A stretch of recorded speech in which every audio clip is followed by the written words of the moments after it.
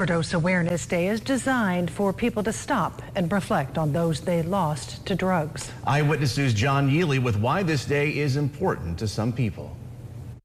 As somebody who has survived overdoses in the past and known a lot of people who haven't, I think it's really important to look at a day like this and realize that addiction is a disease, even though it doesn't always look like that to the outside world. According to the Center for Disease Control, more than 100,000 people lost their lives in 2022 due to a drug overdose. This statistic is why Nate Boyette of Boyette Treatment Center says International Overdose Awareness Day is so important. It's a good opportunity to kind of,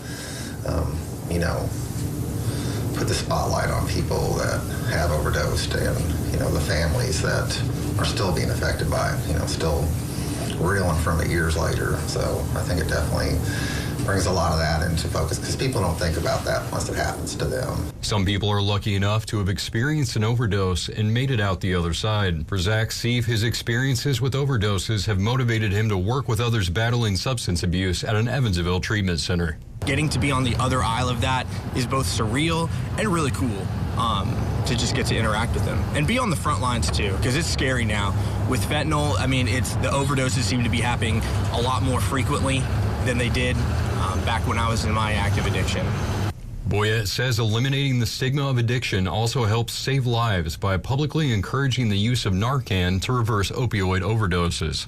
I think it's real important just to kind of normalize it within society. To people carrying it around, it's just a normal thing. It's like carrying around some mace in your purse, or you know what I mean? It's just something that you hope you'll never have to use, but it's good to have it just in case. As people gather tonight at the Four Freedoms Monument in Evansville for a vigil to pay their respects to those they lost, it is important to remember that addiction can affect anyone from all walks of life, and those struggling with it shouldn't be afraid to get the help that they need. Being somebody who has been through it and is on the other side, I know recovery is possible, and I'm not that unique in that regard. I'm in a fellowship here locally where we get to see a lot of people get their lives back. So I would just ask for help, go to treatment if you need it. John Yealy, Eyewitness News.